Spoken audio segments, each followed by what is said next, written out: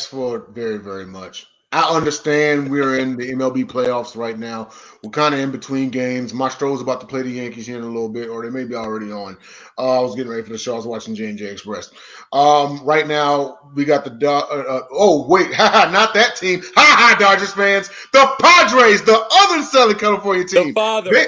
They're up on the Phillies 8-4 right now, erasing a 4-0 deficit. That's going to be a hell of a series. But all that being said, please take an hour and hang out with us. This is the Pundit's Pundit. I am your moderator, Denzel Snipes, and I am here with Jacob Christner, the architect, the creator of the show, and also the captain, co-pilot, crew, groundskeeping crew, the guys on the runway. Yeah, them too. He's everywhere. He of the South Florida Tribune. This man is amazing. Scott, Motor City Madmouth, Morganroth, residing in South Florida by way of Detroit, Michigan.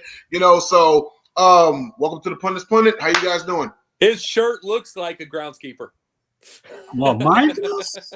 You're insulting USF Bulls. You got a lot of nerve, man.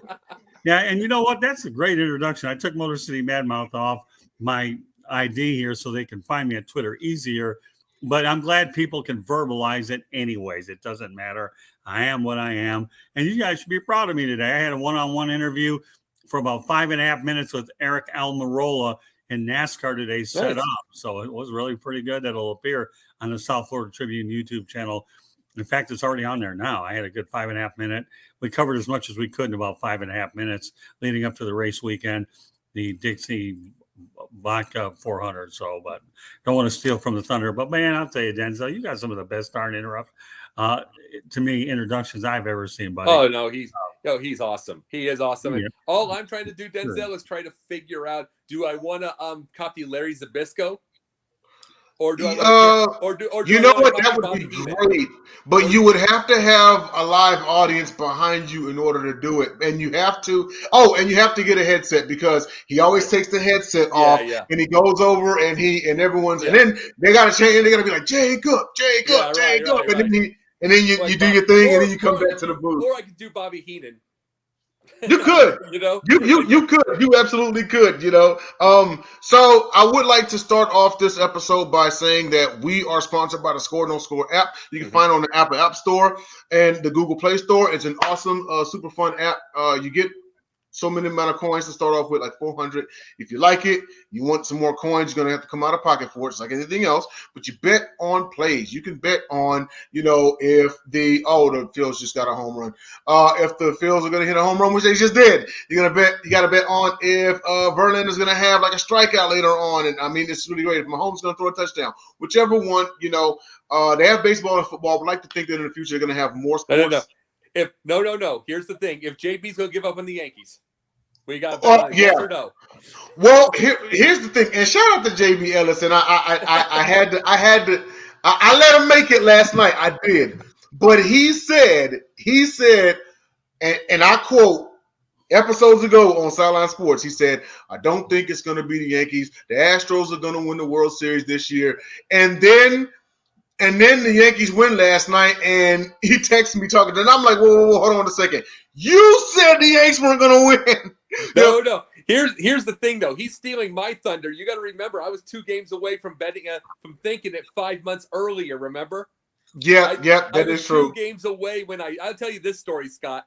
I literally went on to what I called the pundit point at the time. Mm-hmm. I literally went on there, and I said 5 months earlier, it was, May? Mm-hmm. I literally went on the thing and I said the Astros are going to win the World Series. They get there and I'm looking so easy, and then the Braves get hot. So I was 2 games away from doing that, but I did it 5 months earlier.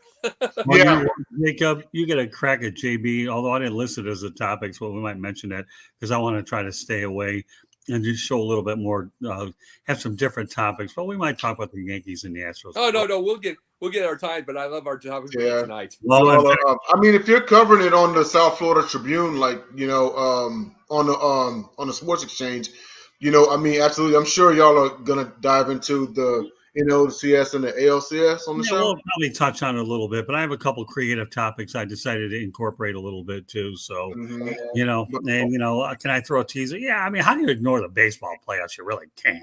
You really can't. You really can't, but absolutely, that same guy, JB Ellis, will be on the episode tonight, and we will let you know at the end of this episode where to find the Sports Exchange, which is coming on right after this show on a loaded Wednesday slate. Also, find the Score No Score app on the Apple App Store and the Google Play Store. So what I wanted to do start this episode off with is actually, and we can just go a quick 3 minutes on this one, but this is one that we actually didn't have time to cover last week, and that is, what's CM Punk's problem?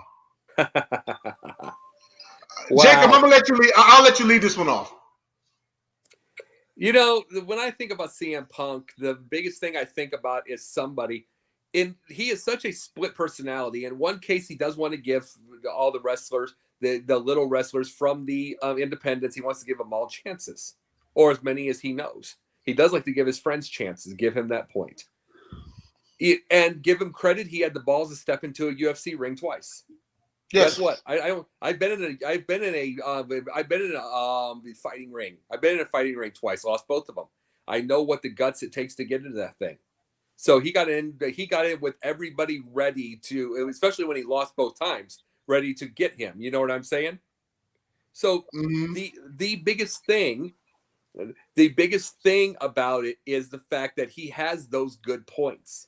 But in the other case, he's a bit of a hypocrite because he will blast away on Triple H. He'll blast away on Hulk Hogan. He'll blast away on all of those for being, for being underhanded, quote unquote, for wanting to step on people. Difference is they'll admit it. And it's like, and if CM doesn't get his way, he takes his ball and run. The thing is, everybody would be that way, and they admit it. Yeah. And they would. And that's the thing. That's the biggest difference. Is like Hulk Hogan will be forever. Triple H will be forever. But they had this there's people that respect what they do. CM Punk doesn't admit he goes off as somebody that is 100% for the little guy, but all he wants to play is big. Yeah. Well, but also here's the thing. He is so it's crazy. He, in theory, would be, I guess, the Che Guevara of wrestling, because you're right. He's all about the little guy trying to establish a place among the big guys. CM Punk is not corporate, okay? Right. You see, Hulk Hogan and Triple H learned how to play the game to be corporate. CM Punk was like, no, that's not how I play. I'm an indie guy at heart. And I mean, you can't, because regardless of whether you love or hate CM Punk, the man is right. Everything he says. And I think what people's problem is, aside from what CM Punk's problem, people's problem is they don't want to admit that he's right. Well, go. Did you have something, Scott? I'm sorry. No, that's okay. I'll wait. I have some things that'll really demonstrate how old I really am. Yeah. I know them all too. Yeah. Go ahead, Jacob. I'll be curious. Go ahead. Yeah. No, I know he's right. I know what things he says is right. But when he pretends he's for the little guy, but all he wants to be is main event. Won't step down. Guess what? That's nothing but Triple H and Hulk Hogan. That's nothing but them. That's just not admitting you want to be. That's not admitting. That's admitting you don't want to be. But the biggest thing was, all I can think about is that fight. That fight that he gets into that locker room, and it's like, to me, all I could think about is it was the one fight he won. No, no. But the biggest thing about it is the fact that in the end, this is what it shows. WWE will always be the biggest, no matter what they tried. They found a money monster. Everybody was saying, go find a money monster, go after WWE. WCW tried it, didn't last long. I'm saying from their end, when they had Turner and everything like that, they had 83 weeks, as they say, at number one. That's all. WCW got the closest, though, because you got to keep in mind, at the time period during the Monday Night Wars, WWE was not a global entity. It was national, but it wasn't global. True. But what I meant by they had the best shot at knocking out WWE. Sure. They had Ted Turner, yeah. But the biggest thing about it is this shows why WWE will be the biggest forever. And this is why I say this. It's more than money. It's more than money. I mean, you got to realize Vince, I'm going to keep saying Vince McMahon until the end of time. Because we know he's running a marketing thing from inside of his house. We just is. Mm-hmm. We know he's just not on camera anymore. We just know what he's doing. Here's the thing about Vince. He made $1 billion organization. WWE is worth about $2 billion right now with only 800 people. Yeah. 800 employees, including wrestlers. That's it. I mean, most of these places have 25,000 employees with billions of dollars. He's got 875. Now, with that being said, before you continue, keep in mind, this is how bad WCW blew it, because Ted Turner has about 4 or 5 times more money than Vince. I'm talking about between WCW, TNT, TBS, the Atlanta Braves, CNN. Yeah. He's got 4, 5, 6 times the money as Vince. Like, how do you blow that? Well, it's more than spending money. I mean, if it was just spending money, Vince would have been out of business too. Vince literally got everybody, when all those territories were sitting on the top of their stacks, he was buying the best video equipment. He was buying the best production equipment. He was buying the best offices. He was buying the best. He was getting Titan Tower. He was getting all those things. To make it is more than money. People forget this with the economics, and you know what I mean by this, Scott. It's more than economics. That's its way with sports. It's its way with everything. When you have that thing, it is efficiency day after day, and it takes efficiency to be $1 billion corporation with under 1,000 people. Everything is being run correctly. Whether you agree with how they run I don't agree with how Vince did his, he did his creative. It sucks. His way of creative sucks. But he built an organization that goes to Saudi Arabia, goes all over the world with under 1,000 people. Yeah. It's efficiency to the hilt. And that's what AEW doesn't have. True. And go ahead, Scott. We have. Oh, that's all right. Well, you guys are talking about CM Punk, okay? I'm really letting you guys know right now that in about 2 months or so, I will be turning 60. Now, me being an old punk, okay, doesn't know a darn thing about CM Punk. So I'm going to in order to maintain credibility with wrestling, okay, because there are probably some older viewers and listeners here, right, depending on the audio and whatnot. So here's what I'm going to do. I'm going back to my days back in Motown. Yeah. Big time wrestling, my friend. The Sheik. Well, hold on. You had your thunder. I'm going to go over a bunch of them here. I know. We're going to go to Bobo Brazil, man. The guy who used to headbutt, man. You talk about a headbutt. Nobody gave it better than Bobo. Yep. If that isn't good, you want a hairy guy? What about Pompero Firpo? This guy, you can go ahead and light him on fire. You'd have a brush fire all the way out in California with this guy. Nice. Good enough, okay? We got Dick the Bruiser. Oh, Dick the Bruiser was great, man. But one of my favorites was actually Dandy Dan Miller. I don't know if you've ever heard of him. Yep. Mm-hmm. You know about Dandy Dan Miller? I wasn't a very good fighter back in the day. I was just a scrawny little kid. But what I learned from here was one fighting technique that you can ever do. If you're undersized, what you do is you just take the arm claw hold, you take your wrist, you grab it under their armpits, and then you squeeze it as hard as you can. You take away that big advantage because they is hunting. So Dandy Dan Miller was one of my favorite ones because he taught me how to somewhat defend myself. Somewhat. If that wasn't good enough, you're looking for a Big Mac machine. Let's go to Haystack Saloon. Let's just ring with about a 600-pound guy like him, probably buried in a piano case, anyways, when he died. I don't know, but let the red imagination run amok. If that isn't good enough, I remember Flying Fred Curry, the man that used to go out there and do those drop kicks like nobody I've ever seen before. And yes, okay, Jacob, you had the Sheik who used to light everybody on fire. But you had it. But you know what's worse about the Sheik, though, guys? His manager was the loudest mouth on the planet. His name was Eddie Creechman. Can you believe it? Mm-hmm. Eddie Creechman. Oh, we will burn you by the noble Sheik. Oh, that's a pretty good reputation. No, I'll tell you. And hold on, last one. Andre the Giant. Boy, I'll tell you. They can't forget about Andre the Giant, the man who makes Jack and the Beanstalk look short when he is Andre the Giant. Don't forget Mark Lewin. Mark who? Lewin. Mark Lewin. I don't remember him that well. Oh, no, he's from Detroit, yeah. But no, you made a great point about Detroit, by the way. You brought up Sheik. You brought this. and you made a great point about something. It reminds me of something with CM and with AEW. Sheik wore himself to the hilt with all those things that Sheik did. All the you can't be beat. He burned Andre. He burned all that kind of stuff. It wore fans out until they wore the territory out, and that is what AEW has done. They don't have a real great story deal, so they wear everything out. And that is in AEW in Detroit in the 60s and 70s. Great comparison. Well, here you got another guy named Lord Layton. He was a broadcaster, used to be a fighter, and then he started picking on me. The announcers go after these guys. And I remember that was a good time of entertanment. None of these young millennials know anything. But back in Hobo Arena, Olympia Stadium, I remember the roller derby. Oh, my goodness. This has got nothing to do with CM Punk. But, boy, how you like big old Earlene Brown, this big woman here, used to knock you all the way here until tomorrow. And then I can remember, it was just a great time to grow up for guys. Yeah. It was, absolutely. Earlene Brown. Remember her? Brought a name. Yeah, there was another young guy, a short guy. I'm trying to remember what his name is. It might come back to me at some point. But big Earlene Brown. I remember we had the Detroit Bucks. No, Candy, not the Milwaukee Bucks, but the Detroit Bucks. But, hey, listen, you bring up CM Punk. I'm not afraid to tell you that I don't know who this guy is, but I can tell you I got a lot of history with this sport. I didn't know if it was blood or Heinz ketchup that they were throwing on him anyways to make it look like razzle-dazzle.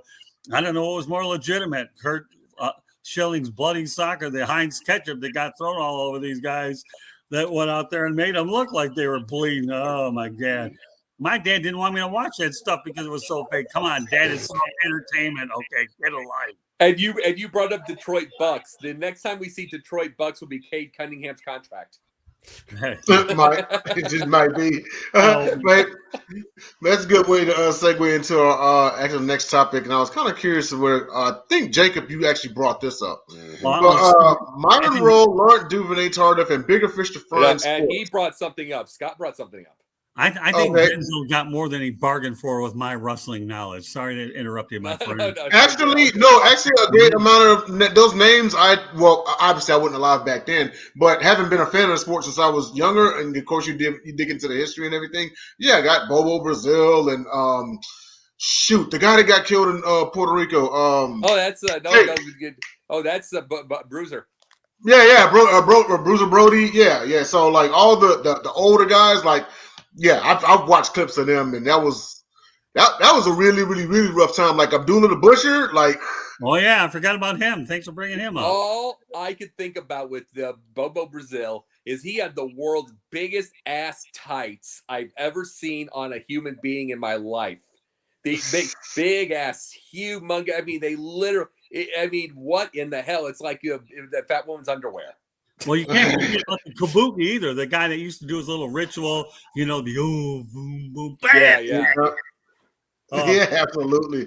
Man, this is great, dude. We need to do another all wrestling episode. That might be coming up, ladies and gentlemen. Because you didn't know I knew as much about this subject as you did, and there's three of us, so I can get away with a little bit more airtime talking about the reason why all this is hair. You know what? You know what? I think I'll go ahead and announce it right now. Coming soon. Coming shortly is going to be part 2 of all wrestling edition of the Pundit. This time with Scott Morganroth, so it's going to be twice the fun. But I will make sure to get you subject because I know the subject Scott. So I'll make sure to get you though you can get involved.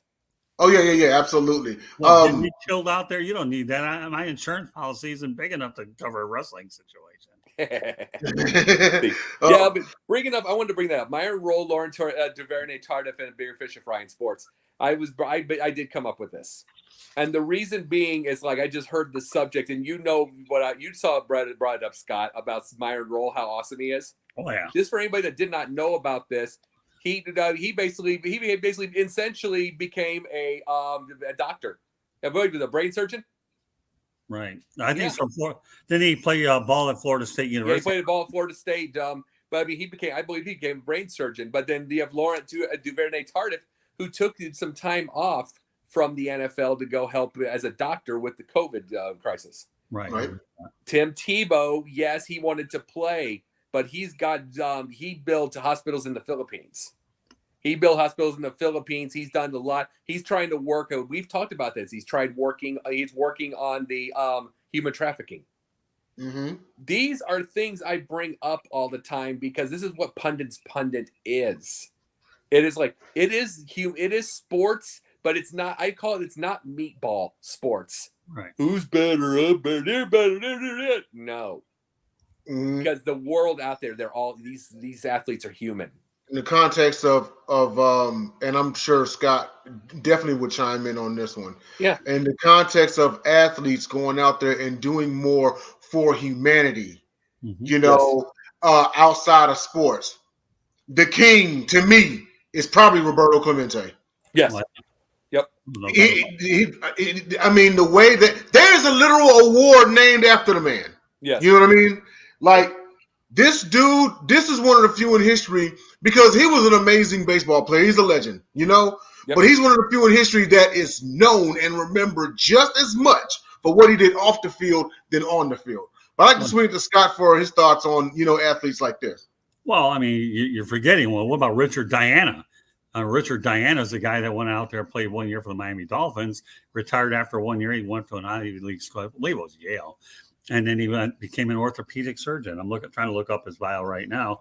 So, yeah, when you got a guy like, when you have a guy like Myron Rolle, you have a guy like Richard Diana, and I hate to say this, but, why don't we just put Pat Tillman into the equation? I was just about to say him. Absolutely.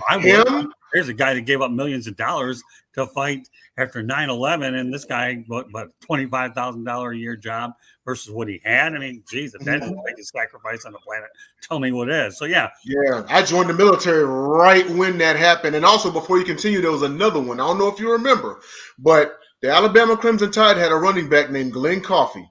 He was drafted to the 49ers in, I think, 2009. After that, he left the NFL, joined the Army, and became a paratrooper. Uh-huh. Well, but if you're going to go that route, as far as I'm concerned, why don't you go back to World War II and talk about how many guys' baseball careers were shortened because they decided to battle in World War II? I know we're really getting a little bit there. But what I'm trying to tell you, it's the concept of sacrifice. Yes. That's what it is. Forget about what name we're talking about or missing. It had nothing to do with it, man. Roberto Clemente, we all know how the heroism is. I'm just glad he died with 3,000 hits instead of 29.99. Exactly. But he did, and knock on wood, it worked out that way. But Roberto Clemente, we talked about Richard Diana, who's doing some good work there. Myron Rolle, I mean, geez, to me, here's another one from your era, Rocky Blyer. The man actually left, went to Vietnam, then came back, and he was wounded in action. Right. Well, we can talk about a lot of different wars. I won't get too political here, but I did have an uncle that was in Vietnam, and I will just say this, trying to be neutral about it. The Vietnam veterans, to me, are the most disrespected veterans I've ever seen because that was a war that we did not need to be in. My uncle was there, and I know a lot of other people. So, I'll just say this. I don't get too nice too often, but God bless the people from Vietnam. My goodness, I know Veterans Day must be coming up shortly anyways. So they're the biggest unsung heroes of all the war people because they didn't need to be there, but they were there. But hello, Oceana. How you doing tonight? But the reality is this is such a great topic because, yes, Myron Rolle's a guy I have the utmost respect for. Again, I'm taking the age card on you guys. Again, Richard Diana. And you talk about Lauren DuVernay. I don't know much about that person. So just look that up. It's a great story. It's like what he did. I'll do that afterwards. But just those ones there. But the whole idea bigger than sports to me is something which I'm proud to be a part of Pundit's Pundit because you guys take sports to a different level. I guess you could say that maybe what's good about this is it's equivalent to in some extent to ESPN's Outside the Lines. Mm-hmm. That's what we aim for. Yeah. Right. It is. And I actually met Bob Lee a couple of years ago Outside the Line. Oh, man. I like Bob Lee. He's pretty cool. Yeah, I met him in North Carolina. We took some photos and we spent some time talking. He was nice. Gave me a lot of time. Of course, when you're in the business as long as he is, people might tend to listen to you a little bit anyways. But, again, you talk about, I don't know if I have any role models at all and the idols or people that I look up to. Because when you've been in the business so long, you try to pattern yourself or shadow yourself over a lot of different people. But Bob Lee and this topic, when you went out there and put it in our chat, I said, man, I'm glad these guys, I'm on the show for this one because I can bring up a lot of interesting examples with Diana being there. Of course, Myron Roll. Who the heck would remember that story? Well, and here's the thing. Ken Dryden, he 8-year goalie for the Montreal Canadiens, 6 Stanley Cups, retires to become a lawyer. And then he retires, 6 Stanley Cups, and retires to become a lawyer right in his prime. Then sure. Yeah, because he wasn't getting paid enough in the NHL. I figured he'd get paid more being a lawyer than he would being a hockey player back then. Oh, yeah. And I mean, just think you get 6 Stanley Cups in 8 years and you're gone.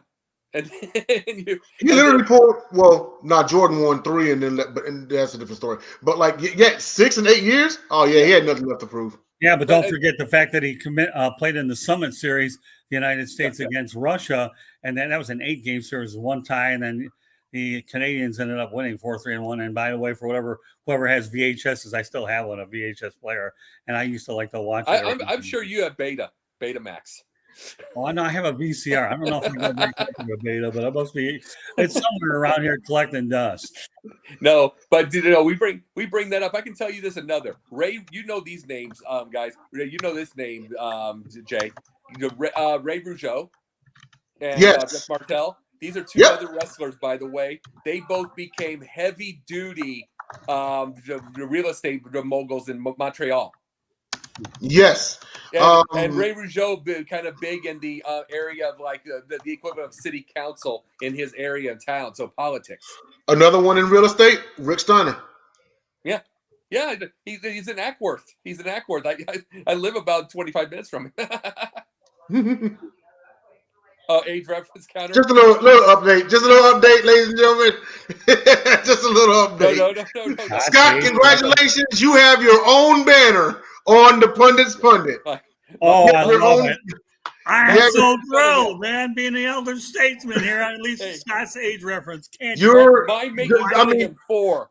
Scott, you know what? I mean, if you can get a custom pin or a badge because you're the village elder. You're the village elder. You know what I mean? When I was in the military and whenever there's there's missions and whatnot, they always tell you, if you need information, go seek out the village elder. The village elder knows all. And here you go. You're him. You were him. I give you, and I give this thing. Here's another one, by the way, big time. Alan Page. Oh yeah. Yes. Alan Page. He worked during his NFL career, including with his last 3 or 4 years with the Bears. He worked on his law degree. Then he got onto the Minnesota Supreme Court, and then until he retired at 70 years old because they had to, and he got all that. It's like these are things. These are things. It's like I like talking and debating about the World Series or something like that. Yeah. To a certain point and everything. But I love, my emails, and I'm bringing this out my emails in my thing every single morning are the hustle, which is business for Gen Z and millennials. Right. And Robin Hood's the Bites or whatever that's called. And then it is the World of Sport. I forget the name. I think it's Religion of Sport. That's Tom Brady's. Mm-hmm. Religion of Sports. It's I get those Religion of Sport. I get all kinds of stories. The reason I get all these titles is because I read everything. Right. The reason I want to do these stories is because I don't want to give any more oxygen to idiot media that will do hit and run. I call it hit and run media that gives every little detail that will oh my God, this guy sucks. He's the greatest. And I said he was the greatest all time months ago. No, you didn't. I don't want to give them that much oxygen. I want to talk about what's really going on in the world.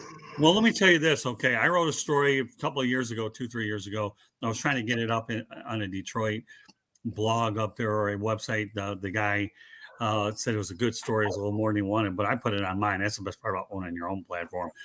But it was about successful players who went ahead and became successful politicians. Now, again, I'll send you guys that story. I don't care if you use it here or you don't. But the purpose that I had was life after football. That's all it was. It wasn't designed to be political. It was really one of those stories that was designed to be informative, and that's it. Just an informative article, yeah. Right. And that's all it was. But, some people get a little nervous on that politics thing. But, I'll go ahead and dig it up about what I ended up. I really enjoyed writing it because of the fact that I had an opportunity to interview Jack Kemp at Super Bowl 39 in Jacksonville. And that was a great time there with them. And I ended up meeting the governor of Michigan at the time because they were having the Super Bowl. And I've been around a lot of politicians at games, believe it or not. And again, just talking with them down there, not believing I'm going to idolize them. I remember a politician here in Florida and Governor Bob Graham, who I met over at Fort Lauderdale Yankee Stadium, talking about bringing Major League Baseball to Southern Florida.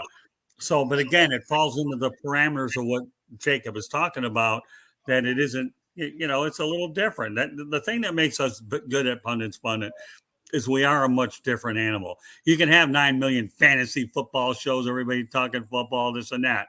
But one of my mentors growing up when I was a lot younger, and I'm so privileged that I have my own banner here now. My God. Yeah. Graduated in my own banner. I love it. I'm on cloud 9. I'm never on cloud 9. Cloud 7.5. It's not there. But the reality of the situation is we are different. Every time I go on social media, whether it's Twitter or Facebook, I'm looking, you guys are so darn stupid because we got Denzel, Jennifer, Jacob, and I'm the new guy on the block. We got it right. You want to go out there and get and enjoy a 1-hour show that's anything but the boring garbage that's out there. I mean, boring garbage out there anyways, but but we try to still keep it real to some extent. This show is designed for the thinkers, not the stinkers. Not the stink. Exactly. Okay, Apollo Creed. That's I know. Hey, that works. I am. That absolutely works. In a way, I take a beating all the time with all my millions of operations. Go ahead. Well, we are at the midway point of the show. Once again, we are sponsored by Score No Score app on Apple App Store and Google Play Store. Shout out to everybody who's watching and who's left likes and reacts. And please, if you're a newcomer, leave a like and react and tune in to us every Wednesday at 8 p.m. Eastern Standard Time. So I know for a fact this was Jacob's next one because I know the man. Pro Football Focus sucks. I don't blame him for his sentiments. I think people lean a little too hard on it. And I mean, in playing devil's advocate, I kind of get it, because if you're the average fan, you might need a little reference, and that's cool. But whenever you are looking at it from an analyst standpoint, and the phrase of the month has been analytics will get you fired. Pro Football Focus, I mean, my criticism of them is they have come up short in I just want to know what they're thinking. And I've continuously said, like, for example, I'll give an example. I don't care how bad the Dallas Cowboys might look one year. Somehow they'll still rank them number one. And I'm like, how? Look at the play on the field. Like, what are y'all going off of? But I don't know. I mean, I don't know if there's some sort of agenda going on or if they're just inept. I don't know what it is, but since he brought it up, I'm gonna give it to Jacob, and let us know your thoughts on it because I know you will. You hear it every day. It's like I'll say they gargle donkey balls. It's like I will say every which way how much they suck. I say it on Twitter. I say it on Facebook. I cannot stand them. It basically it's Chris Collinsworth's money helping his kid out. But see, the biggest problem I have with PFF is the simple fact that it is ruining so many coaches. Thank you, Candy. It is ruining so many coaches, so many of them. It is like you get Matt Nagy, you get Matt Canada, you get Matt Canada over in Pittsburgh. We're getting these. I mean, they're all acting. See, what they're going with is Matt Nagy, he did with Trubisky and then Justin Fields. It's like you get all these. They have all these thought processes. Okay, based off of PFF, these numbers, these analytics say this. It's like, and then you get 3rd and inches, and they're throwing the ball 4 yards back off of a jet sweep, and then they're doing this. Matt Canada does the same darn thing because of all these analytics. Right. Not only it's like forget Trubisky for a second. Let's use it. Kenny Pickett, the rookie star, 3.7 yards an average last game. after the first drive. He literally had 11 yards. He literally before the third quarter, he had 56 yards the very first drive and 11 after for 2 quarters. Mm-hmm. And this wasn't like he was totally overthrowing or doing anything like that. He was literally throwing 1 and 2 yards at a time. And it's getting all that. And these are the things. Maybe we're not in 1987 anymore. I bring this up all the time. But there's a reason a Mike Ditka or a Bill Parcells is still remembered. Because here's the thing. Here's the simple part. You know this, Scott. Simple part. Okay, we'll just say this. We can say Wayne Fonts, too. You know oh, boy. We can say Wayne Fonts. And here's this thing. If it's 3rd and inches, boom. There is not but we're talking down the middle, get that first down, or use the quarterback and sneak it. This isn't an analytic thing necessary. There's no analytics necessary. You can still do all the moves and the and all the reverses with Debo. You can do all that stuff with the new world. But when what I'm saying, Jay, this is what I'm saying. 3rd and 1, boom. This is not analytics, but this is not analytics. This is not a thing. It's situational. It's situational. We don't need to know what some nerd. We don't need to know what some nerd back in Alaska, wherever the hell he is, it thinks of this number. This number says no, 3rd and 1, and if they stop you, we weren't strong enough. We weren't strong enough. Exactly. We weren't strong enough, and these are the things. And now like I said. You hear me on Twitter all the time keep saying Kenny Pickett's not ready. I was saying last year. You saw me last year. Justin Fields wasn't ready. Right. And they kept rushing him in. And it wasn't them. It's not them. I think Kenny Pickett's a star.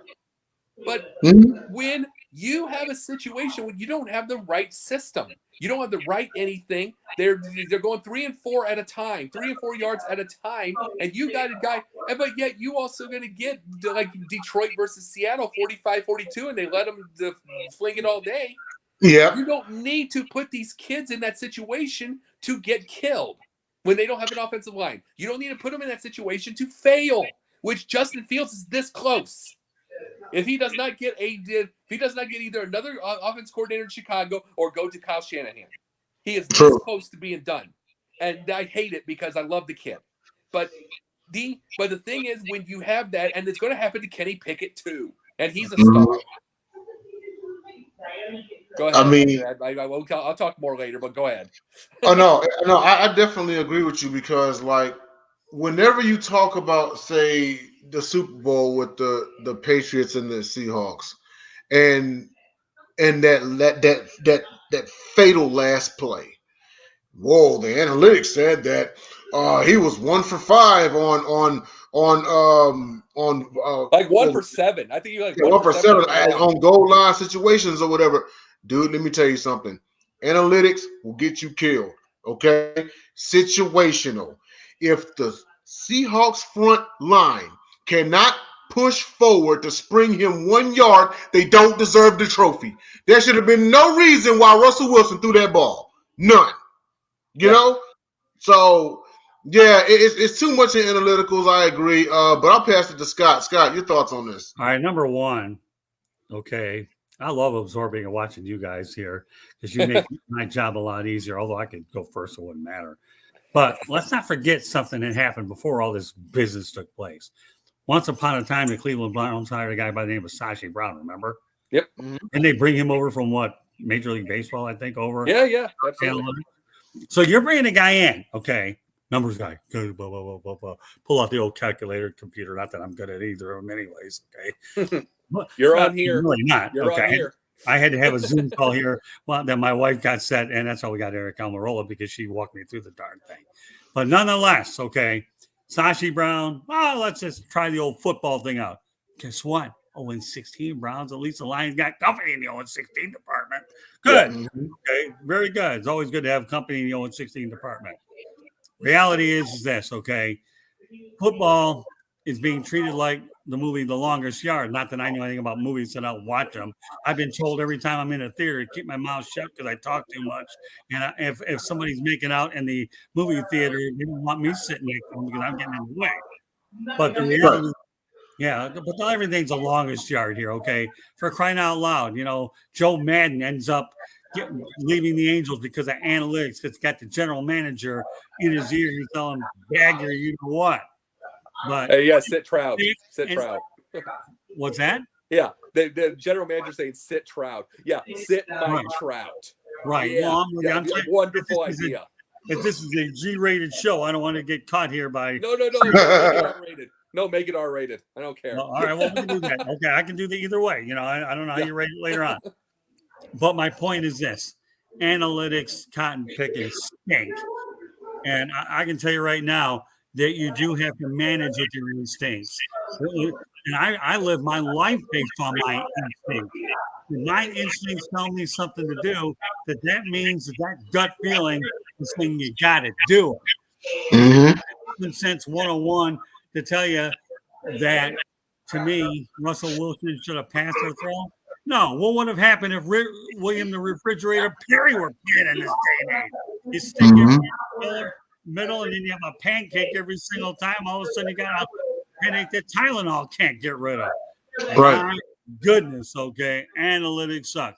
I don't care if it's Chris Collinsworth or is Zach Collinsworth or whoever the heck's talking about. Yeah, I think Austin Collinsworth, but whatever the heck. He's a Collinsworth anyways. I don't even care.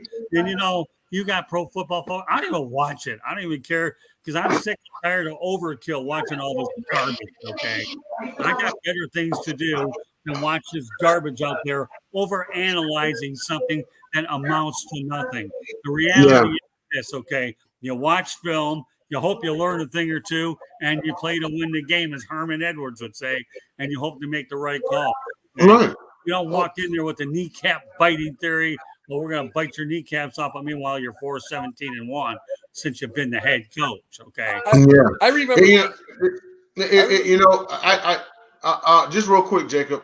I understand stats. Okay, I understand analyticals. My problem is when people lean on analyticals 100%. It's okay, like Scott mentioned. It's okay to have a hunch. It's okay to say, you know what? I don't care what the analytics. I just have a feeling we're going to do it.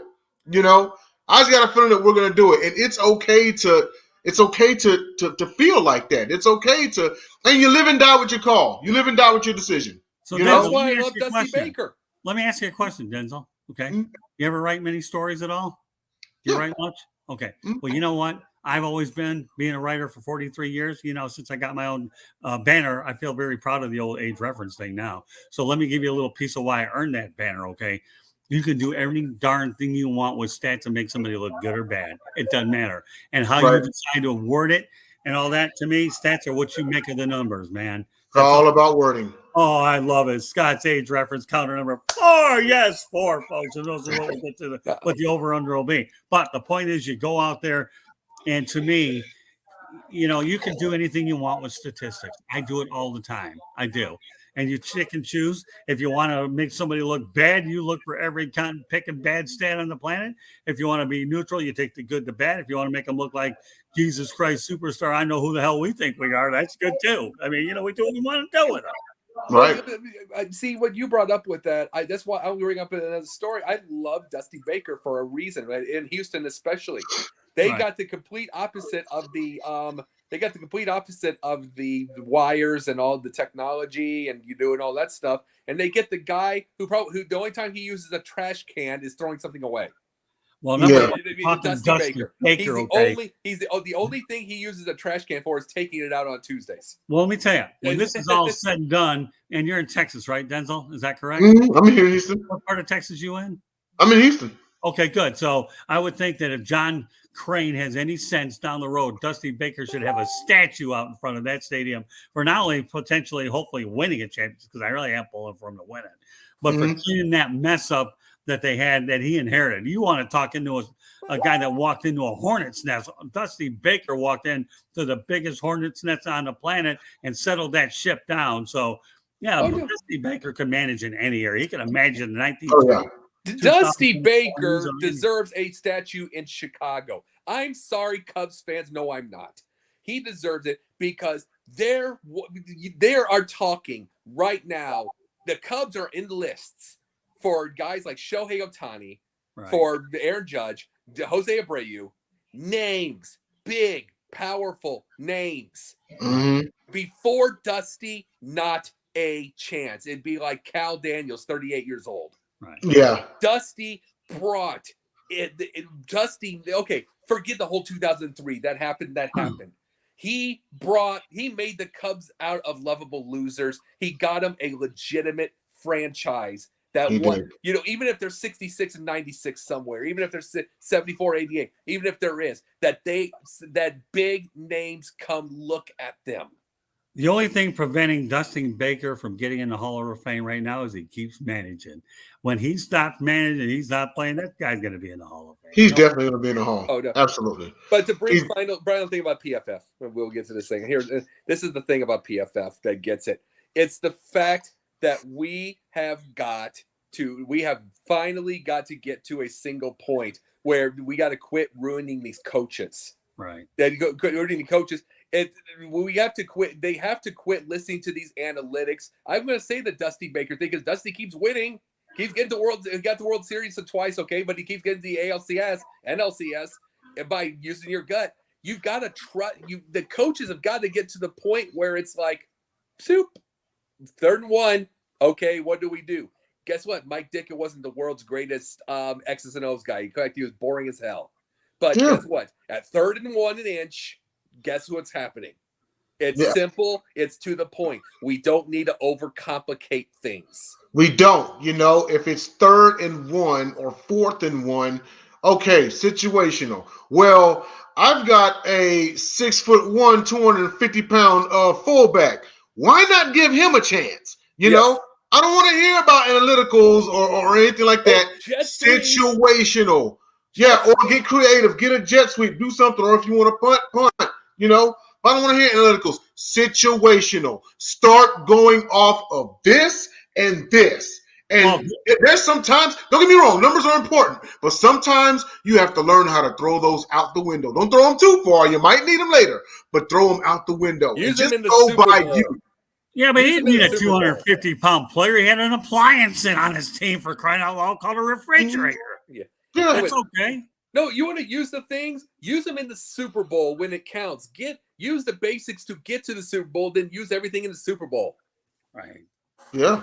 Absolutely. Well, I hate to say this, but back in 1985, William the Refrigerator Perry, whether you use him in the Super Bowl in the regular season, when you knew this guy was going to run right down and flatten you, it didn't make a difference. It's all about winning the game. But yeah, you're right. Analytics, you use them to some extent, but don't overuse them like we call cliches. 85. If you have an appliance in your backfield where you can do it, come on, man. Use it. It don't matter because you never know. 85 was a blast. 85 was a blast because he ran 2 touchdowns, caught another. They tried to get him to throw, and he couldn't get a grip on the damn ball.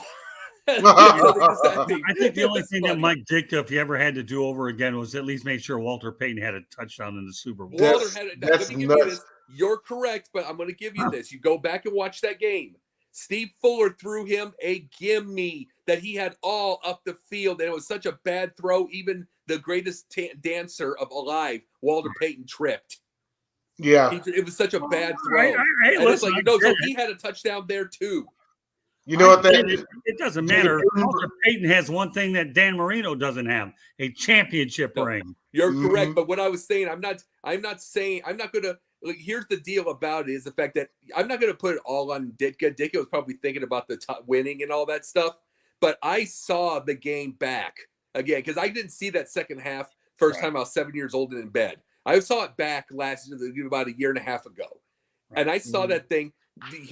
Steve Fuller threw him a gimme about 8 to 10 yards, which had all of the field to go about 40 yards. He would have walked that sucker in, and it was such a bad throw he tripped. Yeah, you know it's crazy when you bring that up about how he almost caught the touchdown. You know what that actually reminds me of? Remember the 2014 Texans season when J.J. Watt was a Swiss Army knife? Yes, it was kind of like that. Yeah. But we're in the last 5 minutes, and so I wanted to actually cover this. I still have to wrap up. About 5 minutes. Yeah, whatever. wanted to bring this up here, our next topic, and that is Bronny James beats in the future of sports in the NIL era. So we are now at the point where college athletes can now get compensation. You know, the not the ball, but the advantage has kind of been taken a little bit away from these universities and these coaches and whatnot. And now some of these players can get compensated. But now, and this actually was interesting because I shared this topic with JB Ellis. And also, I think to you as well, Jacob, but they actually were trying to pass something here in Texas to where high school football players can get compensation. Really? And so I've heard both sides of the argument here, where number one, this is good. This is good, honest money that they can get, and they're not having to work like some, we worked a restaurant job or a store job. We were teenagers or whatever and played football. No, they didn't get compensation while they're playing football. Cool. But on the other side of the argument, it's, well, now you're trying to create entitled young folks, like even younger, But nonetheless, I mean, it's it by my standpoint, I think it will get passed in Texas. I think it will. Yeah. But I don't know. You know what?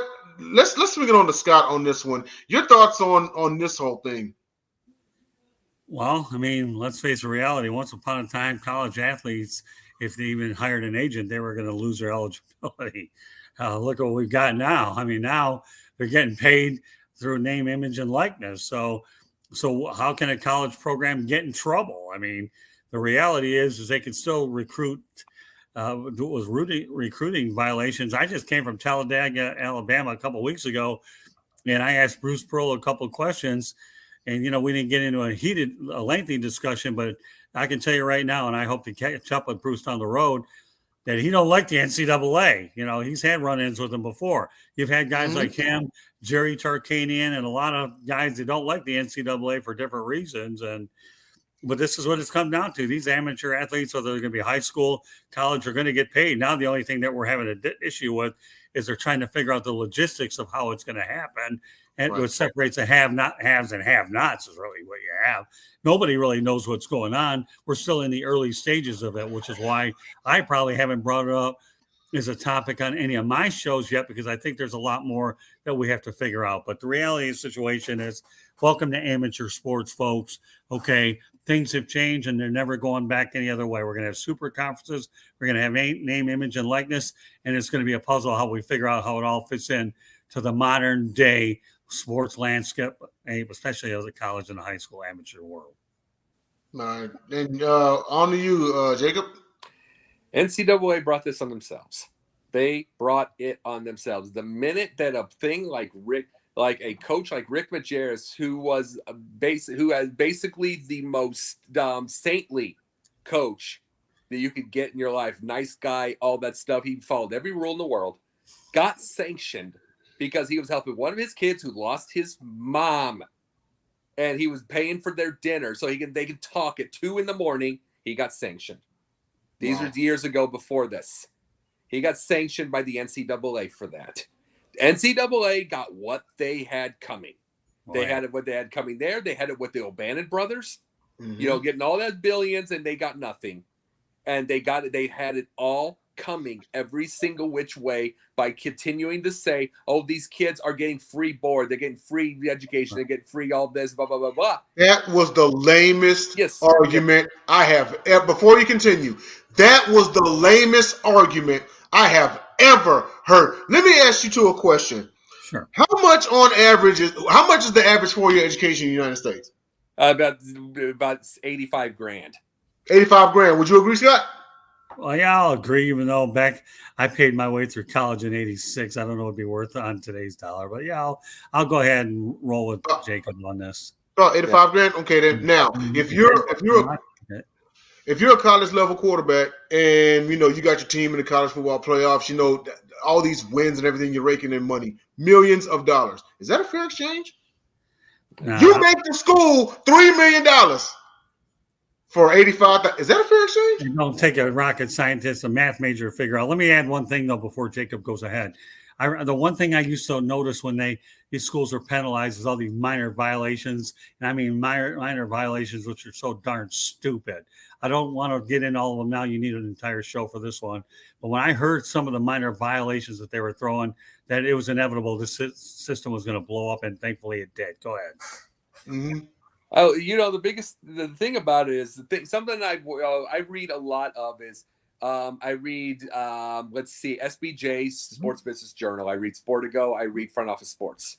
One of the guys from Front Office Sports named Andrew Petcash, and he brings up stories all the time. And there are more of these type of stories, like these kids. These kids that they're taking their NIL money and then they're putting businesses in. They're doing these type of things, but look at why you have to look at this part also. Do you think Bronny James wants to go to college? No way. Look, Bronny, he has learned from his dad we can say what we want to about LeBron in part of his history. He's going to be the all-time leading scorer. Let's just be honest. He's going to be the all-time leading scorer. He's going to be one of the all-time greatest. I'm not going to say the greatest because I don't think he has the dog in him enough for that. I think that dog's gone in and out. But in the doghouse and out. But he is an exceptional businessman. Right. He's an exceptional minded businessman. He's incredibly smart. And philanthropist. And it's like, Bronny has absorbed stuff from LeBron. Right. He has. He's already got a Beats contract. I would not doubt he negotiated it alone. Yeah. From things, or he's got LeBron's. That I have no doubt in my mind. I have no doubt, since we can talk about LeBron and Bronny. I have no doubt in my mind. Look, Bronny's basically sort of been on his own from what LeBron has taught him since he's about 14. Yeah. To all of this. Why would he want to go to college? It would be. You guys ever seen the movie Back to School with Rodney Dangerfield? Yeah. No, I haven't. Okay, watch it. It's awesome. But you remember the part when Rodney was telling that idiot in the business department of how business works? Yeah. That's what Bronny would do to them. Mm-hmm. He would be going list by list by list by list to the point where he'd be teaching the class. And someone in that room is going to be like, oh, well, this is some entitled punk, when in truth, they don't want to admit that an 18-year-old is right. But it's like, look who taught him.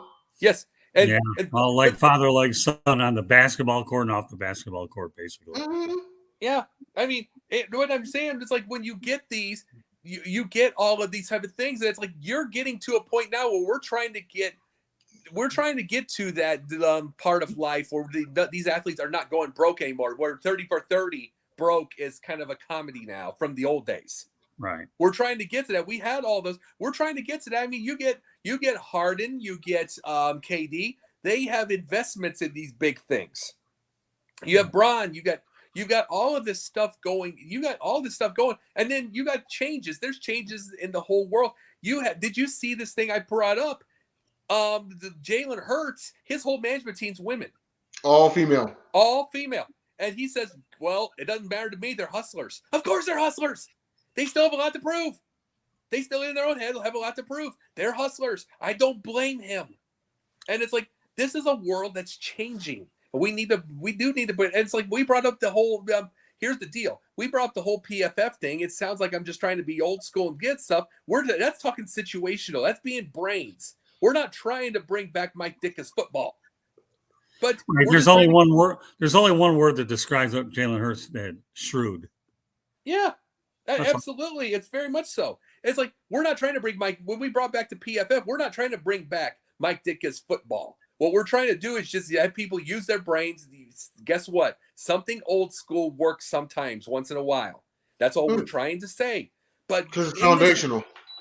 But we don't need to hear. We don't need to keep following the people that go on YouTube and go into the comment section. Oh my God, Larry Bird played when they had the love of the game. Sure, he had the love of the game, but there's the Larry Bird clause in an NBA contract because of him. You don't think you didn't think he didn't want to play for the money? Yeah. These are the points. Everybody wants the money now, and it is the most competitive era in the world now. This whole thing, you know why it's most competitive in the world? Because it's not competitive of the United States. The whole world wants to be capitalist now. Right. Why do you think you get China? that's China that's having protests? Why do you think we get these Middle Eastern things? It's not just the women's deal and stuff. Everybody wants to have, even if it's just a controlled version of capitalism, they want that capitalism. They don't want to come to the United States for the capitalism. They want their own version. Right where they're at. And so that's going to make this world the most competitive there is. Yeah, absolutely. But hey, we're in the final minute of the show. I'd like to thank everybody for watching this episode of the Pundit's Pundit. We got to get Big Scotty over there to the South Florida Tribune. So right after this, go over to the South Florida Tribune on Facebook Live and Twitter and also YouTube to catch the Sports Exchange. Then boogie on back over at 10 Eastern for the Sports Arena with Eric Wilson and the crew. And then also after that at 11 Eastern is going to be both sides of the coin. It's going to be JB Ellis and Adam Gold. So a part of the loaded Wednesday slate we have for you every single week. Real quick, Scott, let everybody know where we can find you. All right, well, on the screen, you see Twitter at Tribune South. So just go to Twitter, look for South Florida Tribune. And as you just mentioned, Denzel, thank you very much. Please subscribe to the South Florida Tribune YouTube channel. Not only do we have good videos out there, but also great broadcasts as well, including the one I had like to set out. Eric Almirola will be up there, the NASCAR stud. So South Florida Tribune YouTube channel. Please subscribe, folks. We're trying to grow our platform as Sideline is as well, and Twitter at Tribune South. That's good enough. Our website, www.southfloridatribune.com. All right. And Jacob, go ahead, man. Sunday nights, Basket Bros. Monday nights, and you're going to get here soon, by the way. Like I say, Untold Show, you're going to know it, though, real soon. And plus on Monday nights with Megan Price, Megan Price's NBA Carousel when it comes back on. That's during the season. Tuesday nights is confidential during the season, and we'll be in prime time during that time. No more 11, thank God.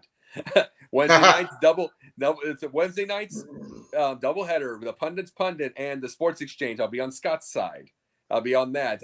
And Thursday nights, I am separated from Sideline Sports. I am with TJ Sanson, Yin and Yang. We talk about everything from politics to psychology to the films to film theory to everything. I gotta come on there one day.